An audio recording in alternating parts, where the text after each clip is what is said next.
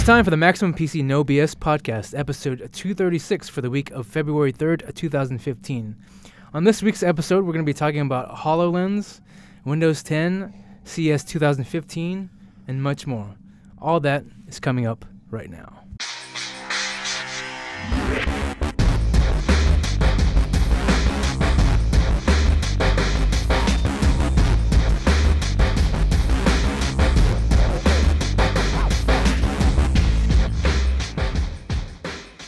Thanks for listening. I'm your host, Jimmy Thing, and joining me as usual are Tom McNamara.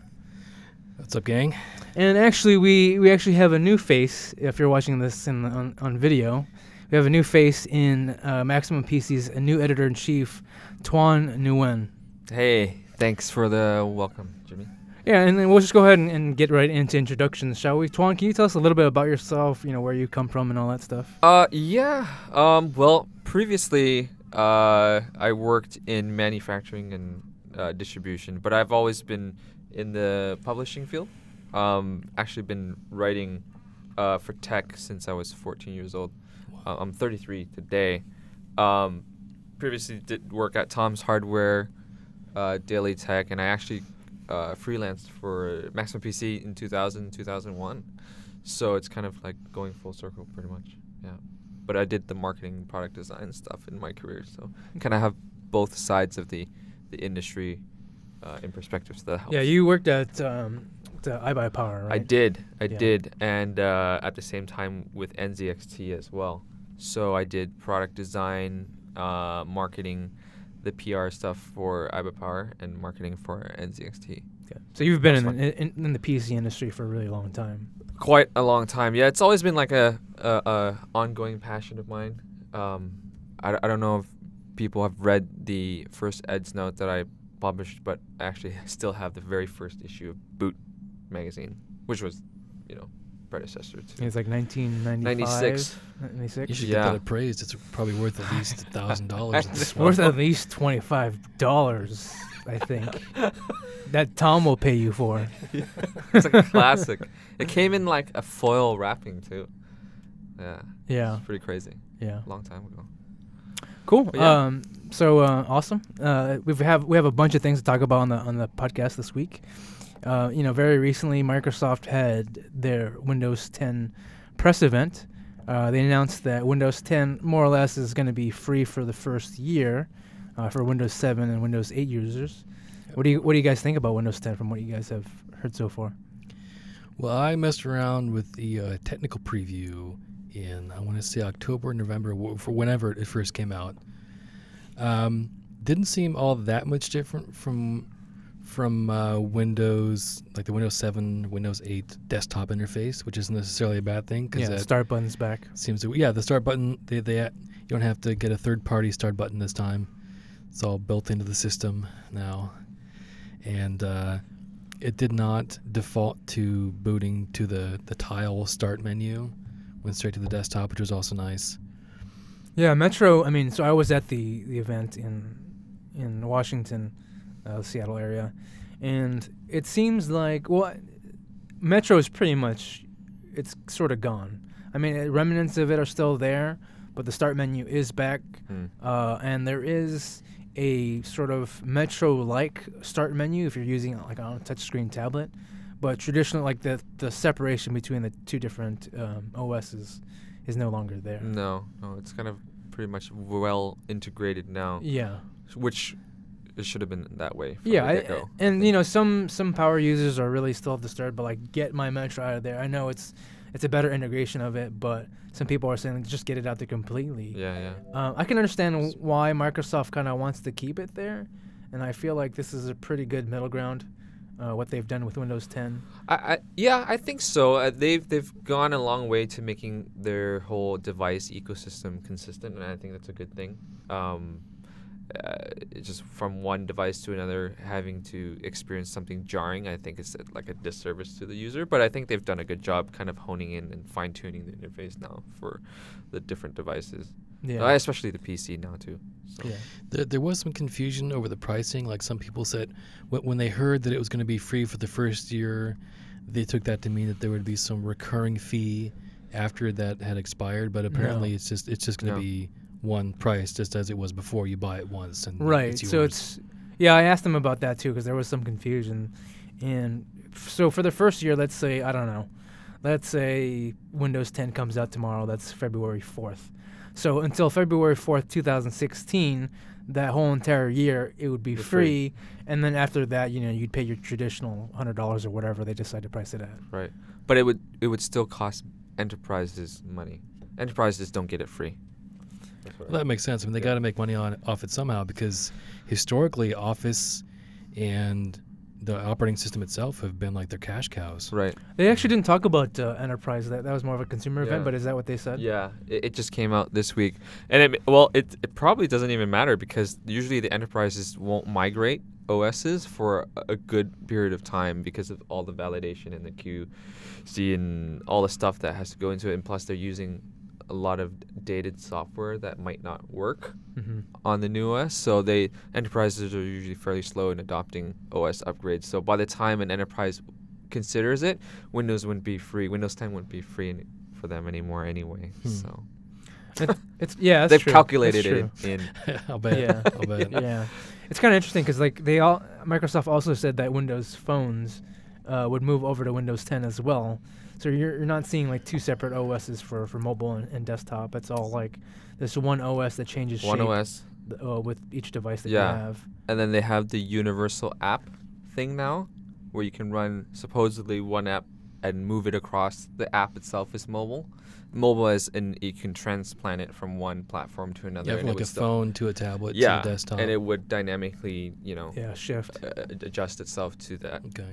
And apparently, That's cool. apparently you can also stream PC games to the Xbox or stream Xbox games to the PC. Was that cross or was that just one way or? That seemed. So That's a good question. sorry, what was your question, Tom? I remember they were talking about streaming. It was either Xbox content to your PC or PC content to your Xbox. No, it's or both. Xbox games to your PC. PC. Oh. Yeah, so That's it's. I mean, they want you to buy Xbox. They're Microsoft. That's their console. So this Sure. is another way of like incentivizing it. Huh. So you can play your Xbox on your Surface tablet. That's the idea. Would be cool to have it go the other way too, because that's the Yeah. trend, right? Yeah. Streaming your hardcore PC games that Yeah. take a lot of power onto your big screen TV. And then That would your- make sense. And then you have your Xbox set up with the wireless controller. You can just sit down on your couch and play Yeah. a PC game through your Xbox. Yeah, that'd be pretty cool. So Sick. makes me a little dizzy to think about. Wouldn't that be the death of Steam machines right there? I don't know. I mean, I think. I guess it depends on the pricing structure.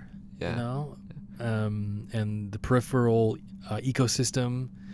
Some people will, they swear by and they'll live and die by their this or that given PC specific keyboard or mouse or whatnot. Yeah, Microsoft also announced like Fable Legends, I think it was coming to PC, and then they said that PC players would be able to play with Xbox players, and they want to do more of that stuff. Unfortunately, we're not going to see, as far as I know, Halo or anything like that anytime soon. And I think they kind of want to avoid having cross-platform play when it comes to competitive shooters, because they know that keyboard and mouse users will have the upper hand. Yeah, for sure. Yeah, that So- would be an unfair advantage. So another thing that Microsoft revealed at their Windows 10 event was HoloLens, which is an augmented reality headset that I got to try. I think a lot of people thought that Microsoft would reveal like a VR headset. I was talking to Oculus at CES even, and they suspected something like that. It turned out to be very different. So yeah, I was like luckily enough, one of the few people who have tried HoloLens, both HoloLens and Crescent Bay. And Wes was there from PC Gamer as well. And I gotta say, like just being at the press conference before I got to try it out, when they announced it at the very end, I felt like it was just something that they just threw out there to say, hey, like, we got this really cool, innovative thing or whatever. And I was sitting there and I wasn't really buying it. I thought it was going to be shovelware junk or something like that. Or vaporware. Or vaporware. And it still could be, who knows. But it just seemed like, they just want to have something for people to buzz about. But then when I tried the first demo, so they allowed me to try 4 demos. And the first demo that they allowed me to try was essentially the Minecraft demo. So they bring you into essentially like a living room or something like that, and there's like a bunch of desks in the living room, and then they, put this headset on you, and the final device will be wireless, but the version that I had had this weird chest mount that was attached to a computer. Oh. And so I put it on, and you just walk into the living room, and you see a table, and it's empty. But then when the visor turns on, I just saw this Minecraft castle on the desk, and it looked like it was there. It was very trippy. That's cool. And when you moved your head around and you moved your body, the head tracking was phenomenal. No complaints. So I would turn my head, and the castle would reorient just like it was there. There was no lag. I mean, again, it was wired. But it felt natural. It felt natural. It never felt like it was floating or things were jiggling out of place or anything like that. Is there any stuttering? No, not at all. No alignment issues. It just no sat alignment there? issues. It just felt like it was crazy. there. That does sound pretty crazy. Yeah. I want to try it now. No, it's crazy. So I had to so there was this one part where there's you're essentially looking at the floor. And then there's Minecraft TNT boxes. And if you look at it and you flick your finger, you can blow up the boxes, right?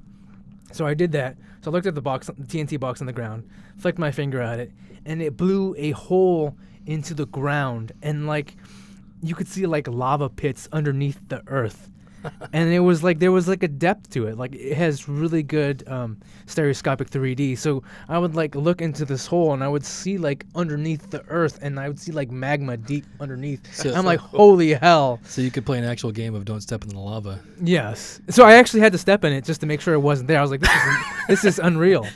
So But when you stepped a over brave it, man. did the lava overlap your foot? yeah, right, because the image Did your foot sink into the it lava? got covered So up. it wasn't. I mean, it's not like your foot goes into the Yeah, lava. but the it breaks image is- immersion a little bit. Yeah.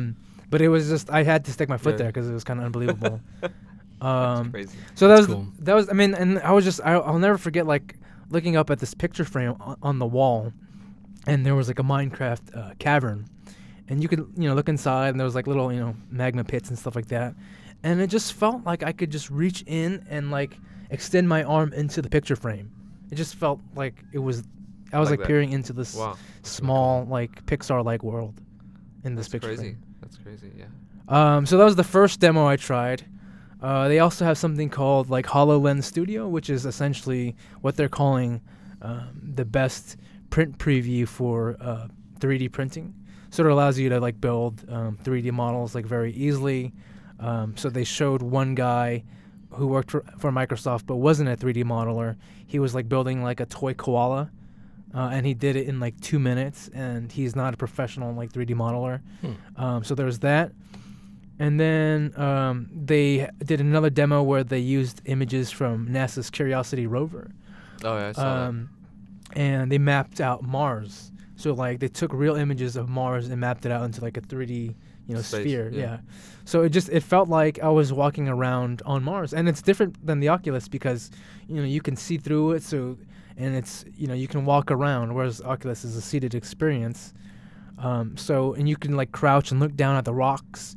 And what was weird about it was that it looked it didn't look like images. It looked like the rocks were really there, in front of me. Oh. And they were all 3D. And then I asked them, is any of this rendered? Did you guys conjure up any of this stuff? And then all the data that you see is actually from the Mars Curiosity rover. Wow. Yeah. And then they're this is pretty much this is the closest a human being is going to get to going to Mars anytime soon. And Pessimists. I was like, fuck, this is awesome. I felt really blessed to be in there, one of the first people to try it out. That's cool. I'm jealous. The last demo I had was a Skype demo, which kind of sounds lame, but so you put this. It actually was really cool. So you have the visor on, and they bring us into this room where you have to fix a broken wall socket, right? So you have to rejigger it and all that stuff using real tools. So I get in there, I put the headset on, and then there's somebody on the other side. They see what I'm seeing, and so they're okay, grab this tool and do this. Oh, they would draw. They would draw. They could see what. So they were using I don't know, Surface or something like that, using a tablet or something, and they could draw arrows. Okay, so tie this knot over here, and then they would draw a physical arrow like on my screen, like on my eye shield. So you just see this line being Exactly. drawn in space. Yes. So But that must. if you moved away, would the arrow stay perspectively correct in that, or would the arrow move? I think the arrow would move. Oh. I didn't get to try it too much. So the video is like in the middle of Yeah. your thing. So that's kind of that can sort of block your view, right? So what you can do is you can actually move the video to the side and pin it there. Oh, And then like wherever you look, the video feed will always be there. right. So maybe the arrow stays there. I'm not Because exactly sure. from what I saw in the screenshots, Mhm. where somebody was trying to fix like a broken water pipe, Right. the guy who was remote drawing the arrows, Mhm. he could actually draw arrows around the actual. Okay, so pipe. maybe It's crazy. yeah. So maybe I Um, guess it is probably a stationary drawing then. Yeah. So is there a camera inside the headset, like pointing outwards? I think there's a couple of different cameras in the headset. Yes. Yeah. So Okay. they could see what I was seeing. Oh yeah, Yeah. there have to be at least two to At like, get least. stereo. Yeah. And there's also a camera that like tracks your hands. So this is the only gesture that you can do. But So like a basically, it's flick like down. Connect. Oh, I was about to say yeah. Kind it of. must be. It Connect must be on your based on head. that. Yeah. It must be. Probably. of. Yeah. They're probably using the Connect sensors to sense depth. You know, because Connect can sense depth. And Yeah. then There's a your depth sensor. digits- Yes. That's pretty clever. Yeah. And it was just yeah. I was actually really impressed, and I could see this being used for I wrote an article about it, but. Like for games, you could just be in your kitchen. You could see like aliens coming in. You could like be blasting them with your fingers or something like that. It's pretty cool. Or like I see a lot of practical uses for it. That example of the water pipe, and then you could see like doctors using it to operate, or like soldiers using it in war. So like if they can't see landmines, but like we have the data, we know where it is.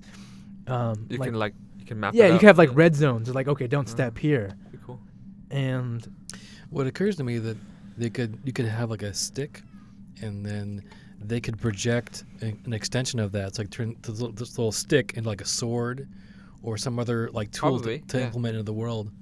You know, you could have a gun handle, and they could project like an assault rifle. That would be mapped to know. that little thing that you're holding. yeah, Yeah. you'd have to be holding something that though, the right? thing that Yeah. can identify Yeah. it. Yeah. Something Yeah. you could grip. Yeah.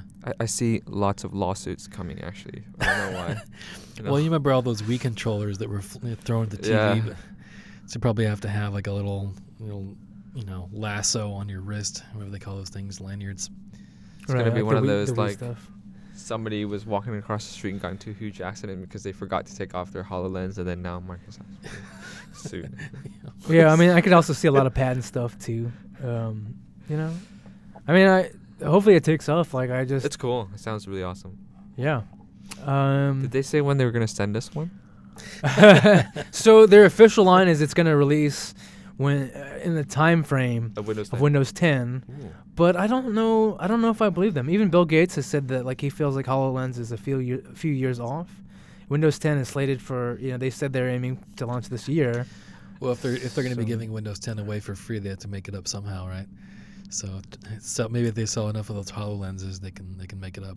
Yeah, but so the prototype that I tried was Wired. like the physical hardware was very early on. Oh. Like it was So it wasn't like what they were showing though. No, not at all. Oh, So what the so Well, it could be that the version that they showed you was not the latest version that they're actively working Yeah. on. This is Yeah. the most stable version. that's what they said as much. I hopefully the latency and the head tracking and stuff like that stays the same. Resolution looked really good. I asked them what resolution it was, and they just said HD, so I didn't really delve into it. So 720p. So 720p and up. Probably. But it looked pretty good and sharp to me. But yeah, they're saying probably sometime this year. I have a feeling it's going to get delayed. Mm. I don't know how to develop. I mean, I'm not a developer, but how do you even develop for it? Well, you would need a kit, But like, let's say like you have like everybody's coffee table is a different size. So how do Yeah. you know to make the castle like a certain size? Like, is it scalable? Like, how does that I'm work? guessing that there's probably some kind of scalable intelligence going on under the hood. That would have to be the case. Or if you put your Minecraft castle, the blocks that are on the edge fall off. That'd be cool. Mm-hmm. Fall off your table. Oh yeah, If- maybe. You know? Yeah. With your Minecraft pick Yeah. projection. Yeah. What happens if you try to like project like a stadium into your room? You could even do force Then feedback. what happens then? With this little handle device, so Yeah. that when you hit something with your projected pick, that it would shake. Yeah. Yeah. Oh, could you? Or were you able to move objects? No. Oh. Just you can Spec. just use. So if you've stuck your hand through Yeah. something, it just clips, right? Oh.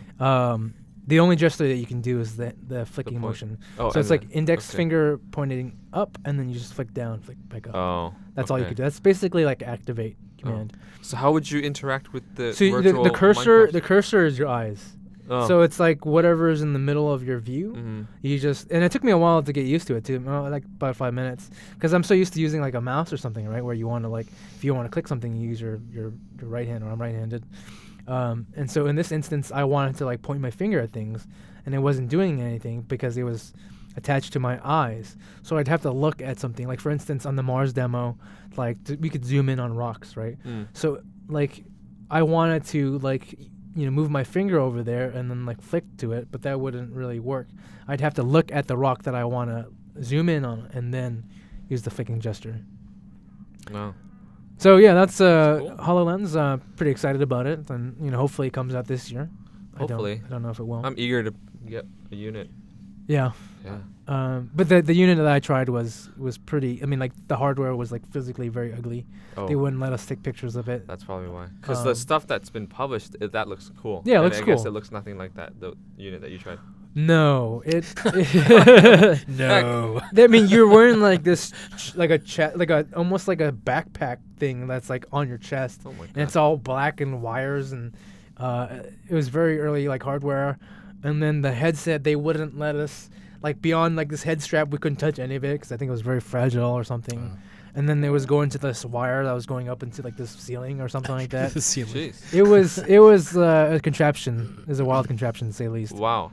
So it seems kind of far out there still. But we'll see. from what I understand, they wanted to show this stuff so early because they wanted to start showing it off and showing it to people just as a demo. Yeah, I mean it's buzzed for Windows. Not as a product, but just as a sort of proof of concept. It's also buzzed for Windows 10 because the device itself is running Windows 10. It has its own CPU, GPU, and HPU, holographic processing unit, which ties everything together. So it's a self-contained device, and they want to show off at Windows 10. Interestingly enough, I went to the event. I thought it was great. I actually like the direction that they're going with in Windows 10. There are other small announcements. They're fine. HoloLens, I think, until you try it, it's hard to Imagine what it's it's like. Yeah. But interestingly enough, their stock, like after that press conference, it went down. And I was like, oh, I thought this was pretty cool. But I don't know. I guess time will tell. Well, I think the perception is sometimes investors will feel like, oh, the company's getting distracted or, not focused on their core competency or something. Yeah, And then stuck with No, it. but then and they don't like it when core products are being given away for free, I imagine. Oh, You know? yeah, maybe.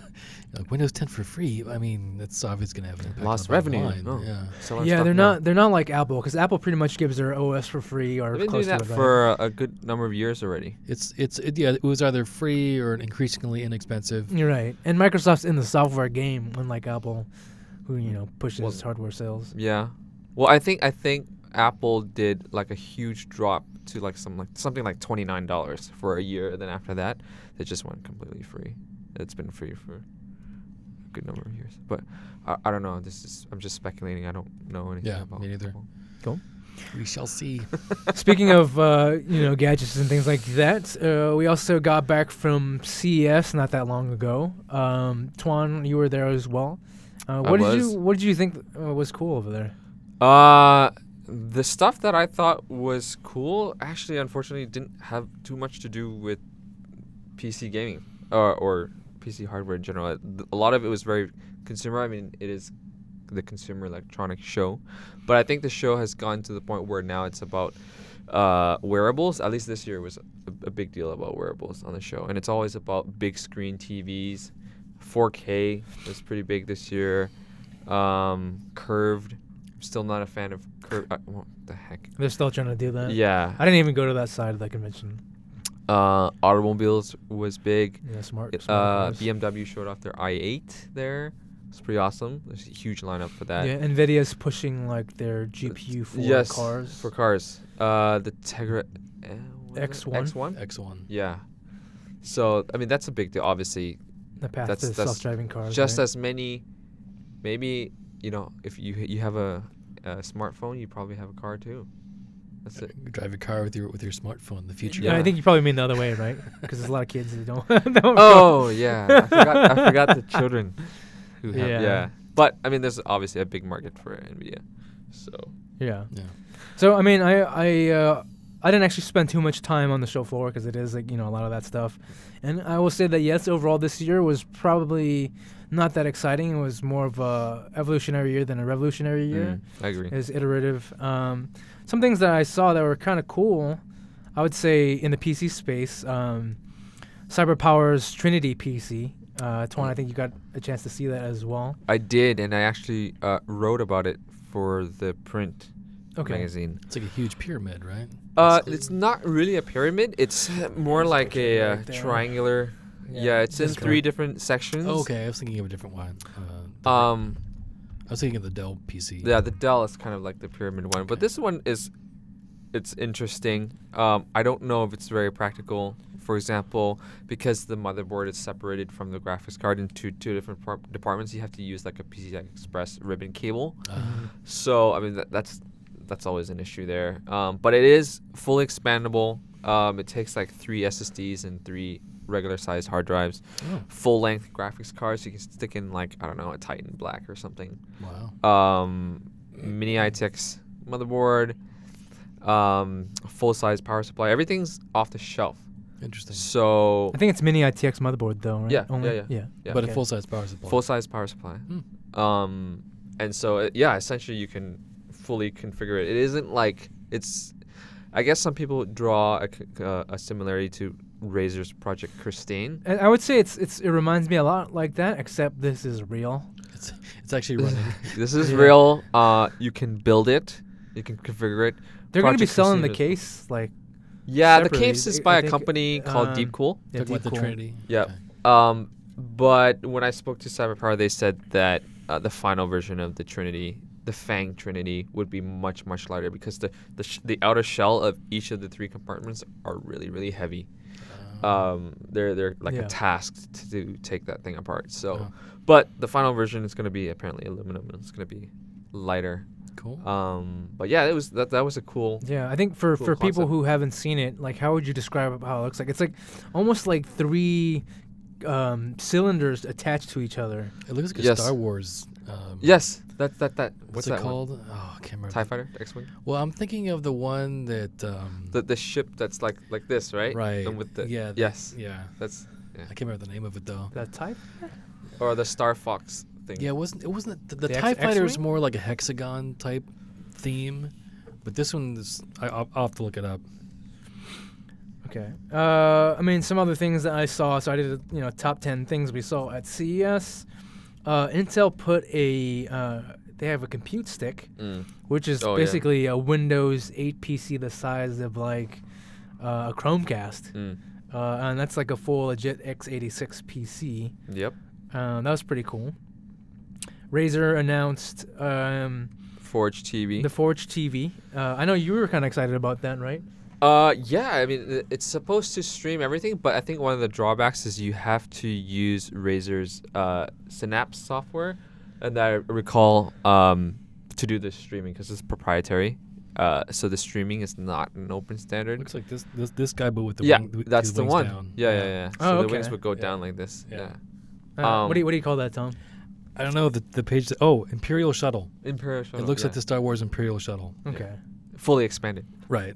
Yeah. That we're talking about the Fang Trinity PC. Right. Not the Razer. Sorry. Yeah. Right. Yeah, so the Razer is like a small set-top box. It is. Yeah, it's an Android device. gaming, yeah. Android device, and there have been plenty of Android devices before it that have failed. Right. Yeah. Yep. But this time, Razer has included, I guess, very, very low latency, high-speed streaming to it, but you have to use their proprietary Synapse software.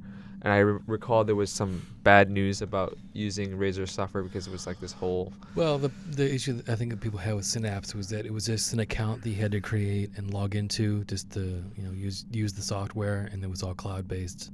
Yeah. Which is, I guess, is handy if you're going from one PC to another. But I think people hesitated at the idea of having to log into a service just to have access to their mouse software and keyboard software. Yeah. Moving on, in other news, like, so this next topic I haven't had too much exposure on. I've been sort of at CES and this Windows event, but maybe Tom, you can fill us in a little bit more about what's going on with the 970 controversy that's going on. Yes, the NVIDIA GeForce GTX 970.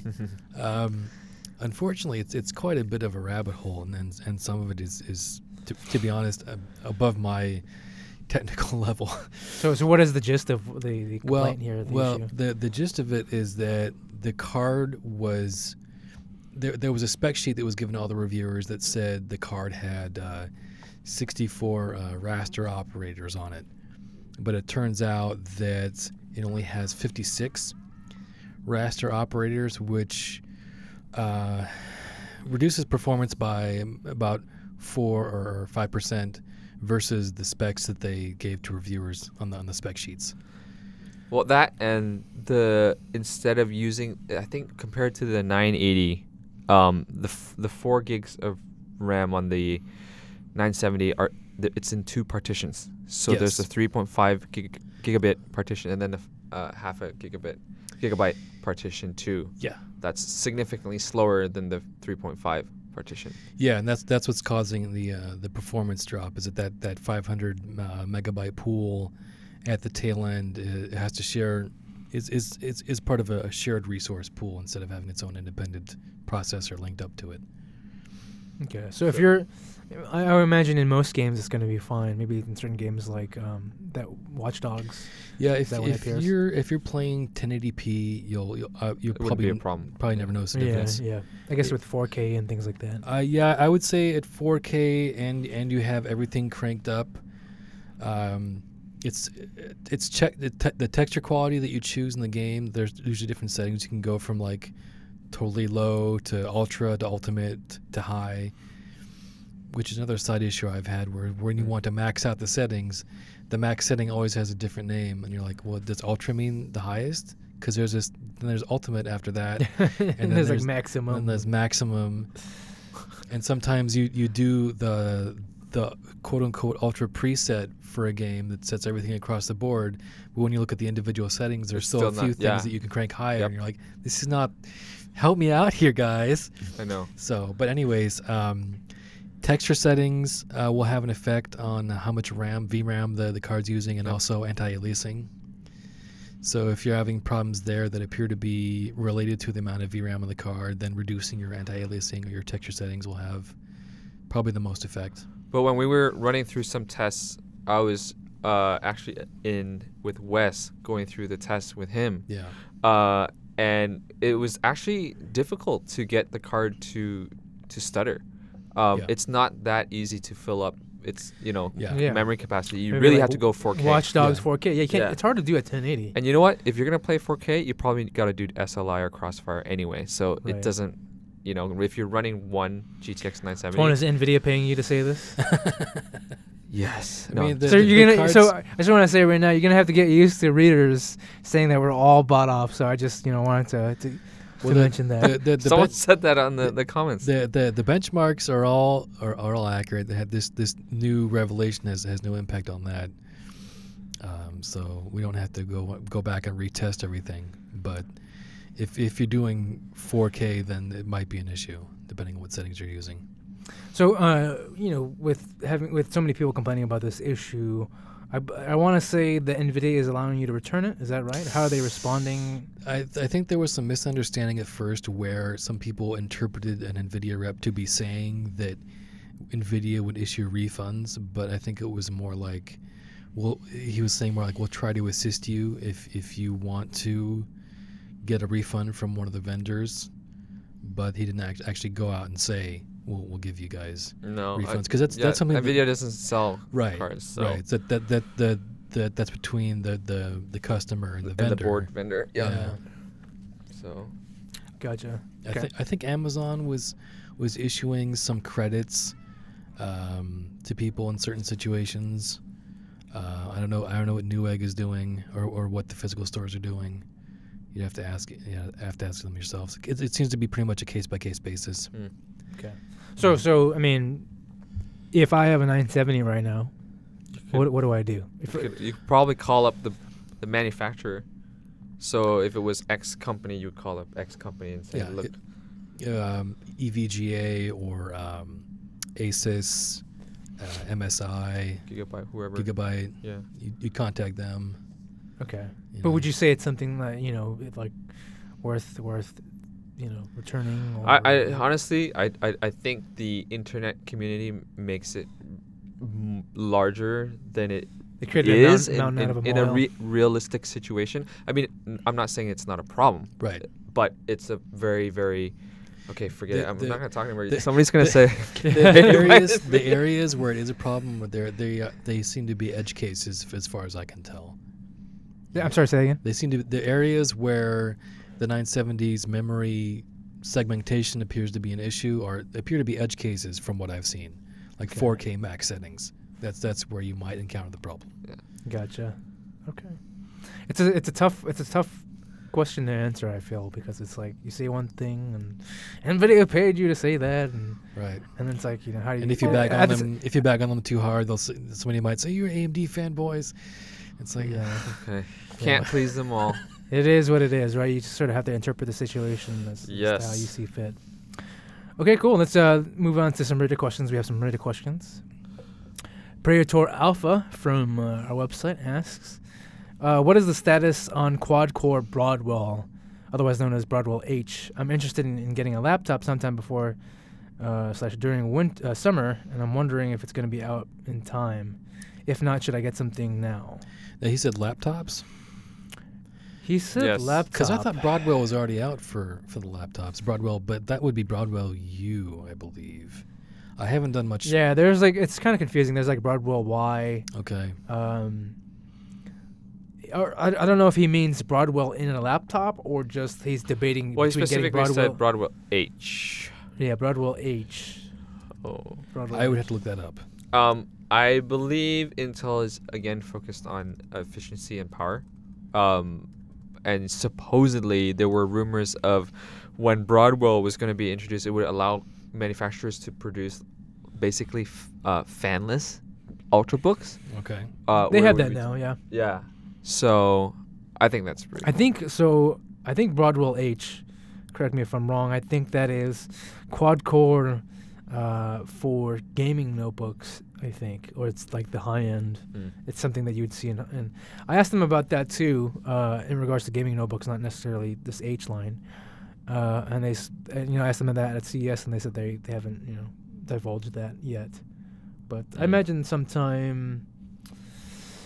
Yeah, I don't know. It'd be pure speculation at this point. So sometime this year, but I just don't know when. Mid-year, I think. Yeah, when usually Intel would come out with that kind of stuff. Just be a guess. Sean Zilla asks from Facebook, what specs would you run GTA 5 PC on? Considering that game isn't out yet, I looked up the recommended specs on just the Steam website. And they're saying they're going with, this is recommended specs, Core i5 304070 or AMD FX 8350. So they're recommending at least a quad-core CPU. Yeah. Memory, 8 gigs of RAM.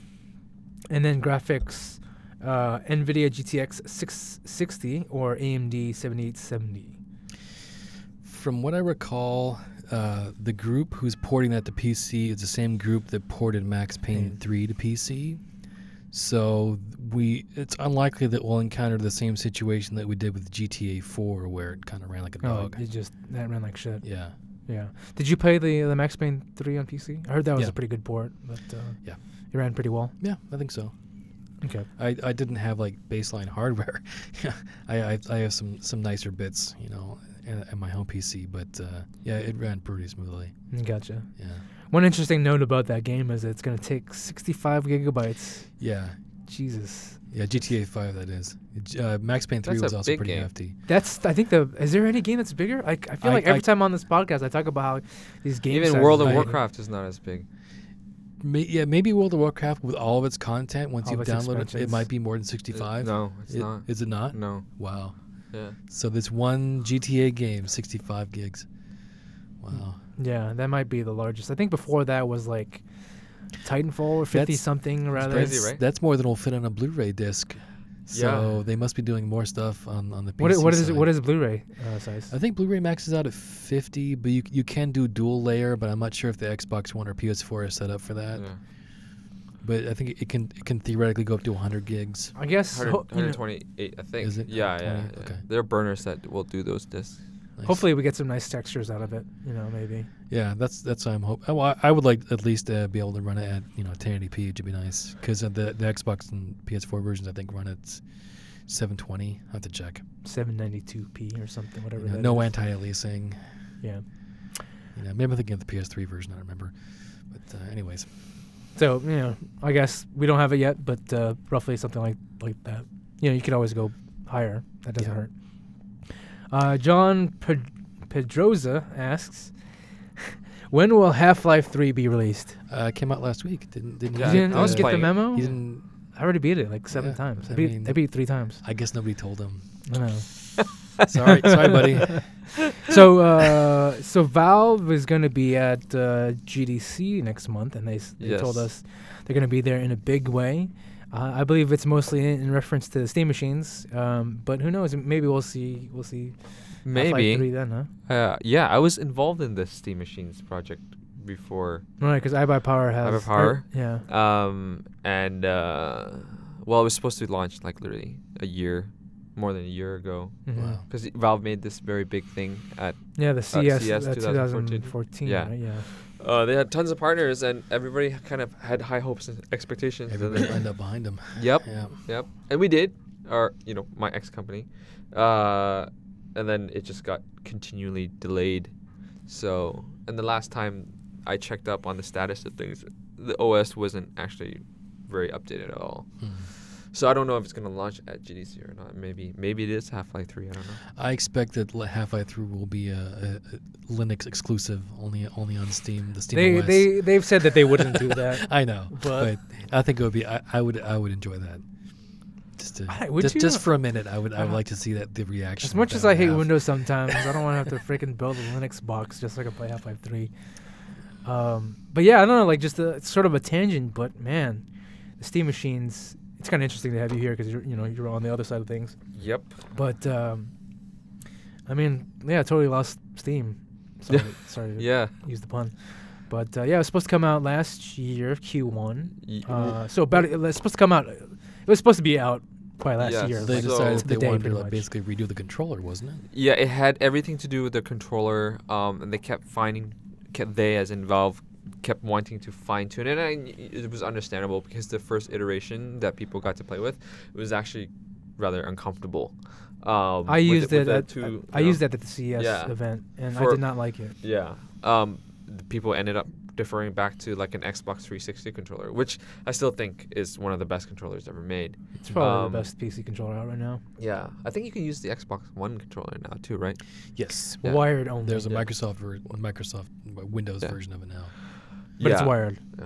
But Oddly enough. yeah, so Valve continually they kept wanting to make the controller perfect, and I don't know if they ever got there. Every but- time I hear about it, it's like turning into an Xbox controller, though. It's like it was I know. supposed. It's getting more and It more was- conventional So every it was time. supposed to Yeah. have like I could be wrong. It was supposed to have like a touch screen. Yes, middle. originally. Then they got rid of the touchscreen. It was supposed to be a touchpad. Well, then they no, got rid of the that's- touchpad. No, it was originally supposed to have a touchscreen and biometric sensors that could sense like if you were, scared or something like that, and then cause the game to react to you. Huh. And then that went away, and then Oh, the interesting. touchscreen went away, and then The- it was replaced with 4 oddly, sized square buttons, Right. and then the dual, Thing touch went away. thumb Now only one of them's there, right? Yeah, And then they and then replaced it with. with a regular, stick. little thumbstick. From what I understand, as they were going through these prototypes, they discovered that if we were going to do the bill of materials would be like $300 if we went with this touchscreen and the Yeah. biometric stuff and the swirly business. Yeah, it's really high. Yeah. But so Steam machines still haven't launched, and as you can tell, like Alienware removed the Steam logo. Oh, They had to. excuse me. Under contract with Valve, if you wanted to go ahead and sell your Steam machine As a Windows box. as a Windows box, I mean, they were okay with that, except you had to basically forfeit every association you had with Valve. So no logos, no Steam words, nothing to do with Steam or Valve, and then you can go ahead and sell it like that. And then at that point, it kind of defeats the whole purpose. You know, it's like, well, it's just PC, which that's what users have been saying since the get-go anyway. Because tons of people are saying like, what's the point of this? Just hook up like a little box running Windows, and you can stream everything, not just Steam games. I'd rather have the Windows box anyways. Right. So because you that's the whole, I guess, thing with the Razer Forge TV and NZXT Doco, where they're just open to you streaming everything and not just whatever runs on Steam, which I think is better because you're not limited. Well, my understanding was that the whole reason they started doing the Steam Machine was because of Microsoft's plan with Windows 8 to introduce this store where if you wanted to sell something on Windows, you had to go through them and give them a cut, just like you do with Apple. And so Valve came out with the Steam Machine because they didn't want to do that, and then the Windows Store fizzles, and now they have this Steam Machine with the Linux OS, which is not as vital as it was when they first planned the device. There's no real incentive to getting it out there. Yep. All right, moving on. Next question. Robert J. Armitage asks, thoughts on the new high-res 3440 by 1440 21 by 9 ultra-wide monitors? Any thoughts on 4K versus ultra-wide as far as practicality? Depends on what you want in terms of gaming or like productivity. Productivity, I'd say it's a good thing to have, right? And for the ultra-wide or the 4K? Ultra-wide is good for productivity, I would imagine. I think depending on, I think for our work with a lot of web browsing and text, I think having vertical space is good because with the ultra wides you're pretty narrow in terms of vertical space. Your windows would be like thin. You can have more than one, and that looks cool, but you have to do a lot of more scrolling. And you can't put them in portrait mode because they're so wide. Yeah, it's gonna like hit the super table. portrait.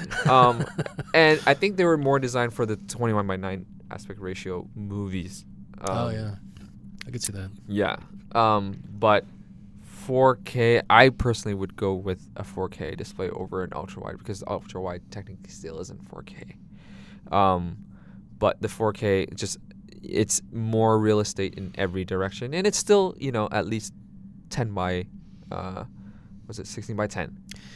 When you were at the Windows event, did they say anything about scaling at 4K? Because I know that's been a problem with Windows 8. I asked about that, Windows and they 7. said that they're working on it. Okay. Still a problem, I think. Yeah, definitely. It's still a problem. They're working on it, but it's like at the same time, it's like, it's good that you guys are working on it, but are you guys getting like other vendors to work like Google, Chrome looks terrible. If you open 4K. Steam at 4K, it's practically illegible. Right, because Steam uses Chrome as its does it? Yeah, as its backdrop. So, and Chrome just looks blurry, and it's an issue. So, yep. I use 2 monitors myself. I mean, I have email on one side, and then MaxandPC.com on one side. It's my configuration as well. Yeah. So, okay, next question. Peter Rollins asks, I'm looking to build a new PC. I've been looking around Intel's 1150 i7 4790K and a couple of Intel 6-core CPUs 2011 V3s. This new build has to be future-proof, and he puts that in quotes, as I am a hardcore FPS gamer. I don't need SLI for now, but may use it sometime down the road. I need guidance, oh great one. I don't know why he calls us "Oh Great One" because I'll take it. I'm in Cold Wars. Yeah, okay. Well, I have an answer for that. Good. As soon as you build it, it's obsolete, dude. So it's also, like buying a it's car. very interesting because he wants to go with like a Haswell E processor, but he doesn't want to do SLI Right away. and he wants to and he's a gamer. I would use the money to get 2 video cards and you can go with the 4770 or something. I would say so, yeah. I mean, there really isn't anything such thing as future-proofing. There's just paying a steep premium to not replace your hardware quite as often. Yeah. So, I mean, if he's not doing 3 or more video cards, then he should be fine with regular 1150, I think. Right. Yeah. So I think, the money would go to the video card. The CPU, in that case, that's a little bit overkill. i7. for Ha- game. Yeah. Has Yeah. well E. You It know. has E. Yeah, that's Okay, overkill. Yeah. Okay. So Um, you're going with a $500 CPU, and then you're going with like one video card. Like I'd scale back the CPU. Yeah, I mean go the, with the two rule of video cards. thumb is that you want to spend more on your video card than your CPU if we're For talking gaming. about a gaming Gaming, machine. yeah. You know, so yeah, that would be like an i7. You'd probably pair that with a 970. If you wanted to get an i5, you'd pair that with, I guess, an R9 290. You know, R9 290 and the 970 just by themselves are pretty equal cards I've seen. The performance, the benchmarks I've seen recently. And they're one step below the flagship, so you don't Yeah. have to pay the premium, but you almost get 100% of the premium performance, almost. And as the AMD guys will tell you, you're getting all 4 gigabytes. Yeah. Ooh. That proves that we been- didn't get paid by NVIDIA. That's It just means the AMD's paying you more. I'm Oh, just yeah. I'm just referencing the specific smack talk. you don't that know. they- You'll learn, Tuan. You'll learn. Yeah. Can't escape. Yeah. So as he can go with that, that near the one just below the top, save some money, and then Oh, yeah. later when he needs the speed, he can just pair up another one, instead of going like some people would just throw in like triple SLI and stuff like that. But Yeah. at that point, yeah, you can do it like that, but the cards that you're Diminishing using, returns. it's yes. diminishing returns after two-way, and then with new features and stuff like that, like DX12 is going to come out. Yeah. Those cards that you just threw your money in might not support some of the new cool Yeah. effects in upcoming DX12 games, and then you've just like basically, yeah. And I'd also say that, like, I don't know, like, this isn't NDA information. This is all just internet speculation, like the knowledge that I have. But maybe you should wait a little bit. I hear rumblings of potential new cards, right around the corner. Yeah, This is not inside information. I FYI. have no inside information, but I have been hearing that AMD is working on their next generation. So if you have a gaming PC that seems to be working okay, I Just would wait a little bit. Yeah. And also, if we're doing 1150 gaming, you're not going to need like a $300 motherboard or even a 250. I think, unless you're doing like liquid nitrogen cooling. Yeah, which that's not for gaming. I don't know why though. people spend that much money on an 1150 motherboard. I mean, I think $200 is probably fine to get everything, in my experience. Cool. We'll just take one more question and we'll wrap it up. Well, actually, before you Oh. you can go ahead with this question, but there's a couple of questions about just Master PC in general. Oh, sure. That Sure. are online Do you that I want wanted. to go ahead and tackle that first? No, okay. Good. You want me? Okay. Yeah. Daniel J. Hill asks, is buying an R9 270 to Crossfire with my 7870 gigahertz edition worth the performance boost? I'm not sure if you can crossfire those together. I mean, I know that Yeah, I they're don't know either. technically the same card, Like but, rebadged, right? but if The it's bias difference. if it's identified differently in the BIOS, then they might not play well together. It's a good question. yeah. We should test that out. Yeah. Yeah, we'll have to look into it. Yeah. We'll get back to you, Daniel. All right, Tuan, you want to go ahead?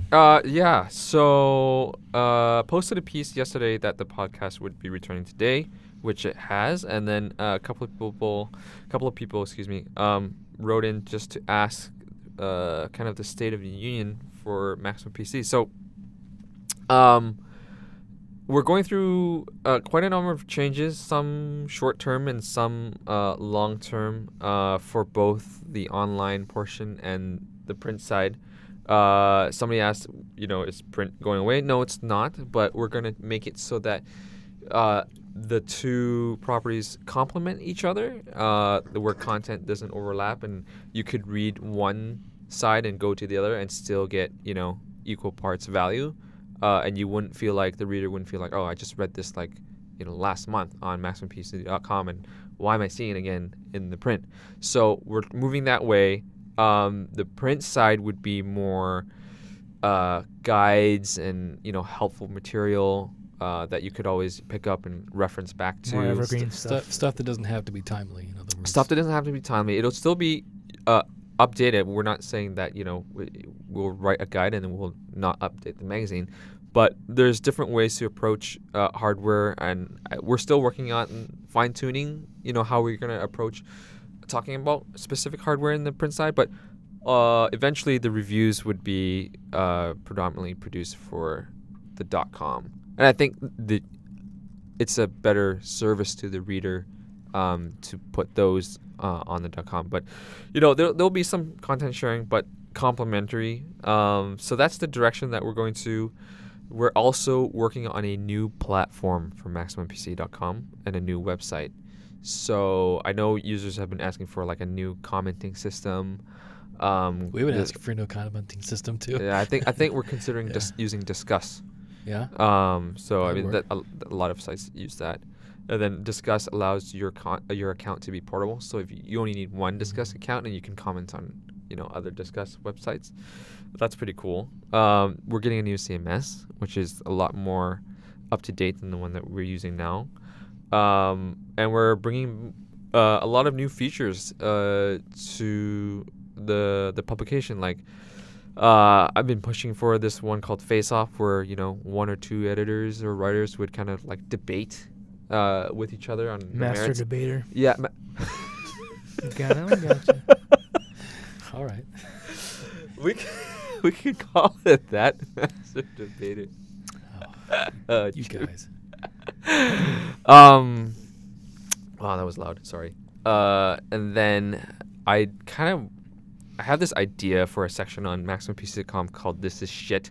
I don't know if it'll end up being called "This What Is is Shit." that about? But I think it's just as important to tell the readers what to avoid as what's great. So kind of give both Like sides. a watchdog section? Yeah, like a watchdog. And I think Maximum PC once They're did dogging have on a Ubisoft's game there for a second. I'm like, it's not that bad. Oh, sorry. I'm not talking about watchdog the game. I'm talking about watchdog the concept. Right. Our magazine did have a watchdog, Yeah, like a long while time back, ago. A while back. Yeah. Well, for print, and I think it would exist really well on the .com side. Can I nominate Comcast as "This Is Shit" #1? You may. Yeah. I think Too your- bad you can't avoid it though. I think your bill is going to go up next month. I know. It There's sorry. might have connection problems when you go home Yeah. tonight. This podcast is never gonna air. Yeah. Insula Gilliganis, I think that's how you I believe pronounce so. it. Yeah. Asks, how about some thoughts from you concerning how you imagine your first few months at my MPC versus the reality? So the first part is it's everything I imagined it to be, actually, and even better. Is that a good thing or a bad thing? It's a good thing. It's a good thing. I think the company overall is very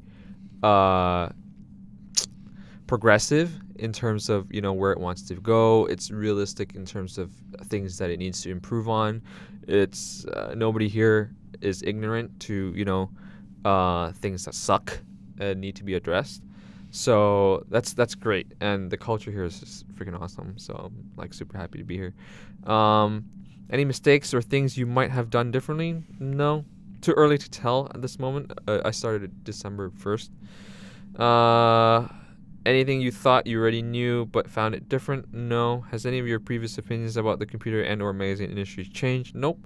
Did Gordon leave anything behind, like a letter full of sage advice, wisdom, criticism, or Star Trek He did memorabilia? leave a live grenade. We had to have a He left me a bunch of guns. I don't know if you saw this. He left a lot of trinkets behind, actually. More like he just didn't clean up after himself.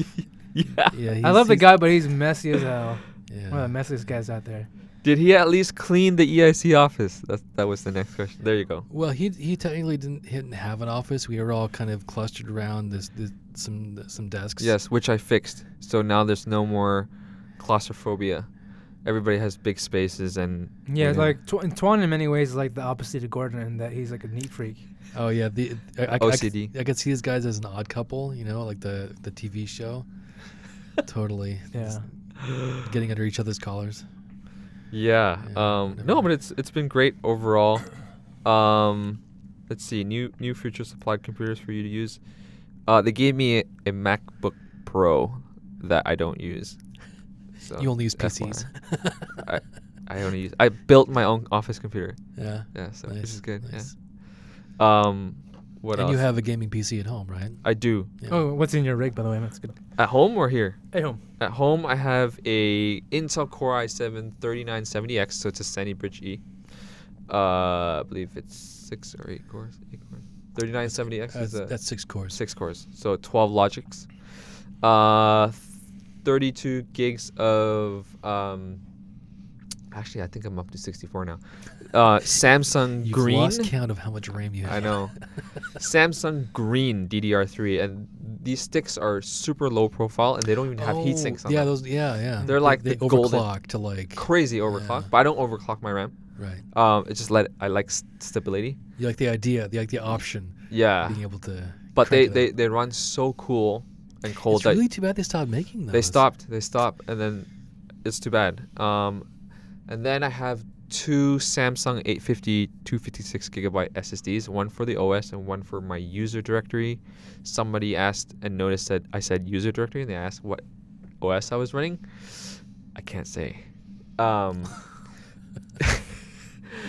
I also have 4 Western Digital black 4 terabyte drives in my chassis. So 16.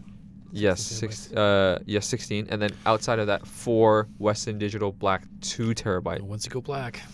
Can't go back. Yeah, that's download a lot of stuff. And then you have like, I mean, so one of the reasons why we Legally. couldn't, one of the, this podcast not gonna make it. One of the reasons why it's taking us so long to get a podcast up, you're in sort of a bit of transition right now. You kind of like move back and forth between LA. We also had a very long holiday break as well, and we were also moving desks. Yeah. Yes. And then, but then I mentioned the LA thing, and it goes back to the hard drive thing. It's because your internet down there is freaking fast. Freaking fast. So I have fiber to my house, and my downstream is 500 megabits, and my upstream is 500 megabits. So it's pretty awesome. But yeah, I think we recently just finished organizing a internal office move where we did some shuffling, so that's why we have more space now. But there was CES, and then we took off for a long holiday during December, so lots of stuff happening. So that's why the podcast was on a hiatus. Schedule. But now it's back. Yeah. So let me see if there's any other interesting questions here. Let's see. Find myself. I try to avoid the inappropriate questions like, what underwear are you wearing? Well, I did Boxers post or it. briefs? Speaking of inappropriate questions, I posted an image on our Facebook page saying, "Describe your sex life as a video game title." I saw that. That was funny. That sounds like a Facebook survey. Yeah. Did you see some of the answers? I saw a few of them. Tomb Raider. I saw. A man and Conquer. Don't even want to know. Alone in the dark. That's good. Super Smash Bros. I don't even know what that means. Funny one, but it had a lot of replies. You guys are so funny. I'll have to take a love look you at guys. it more. Yep. So is that about it? Should I wrap this bad boy up? Yeah, I guess so. Unless there's anything else. I'm good.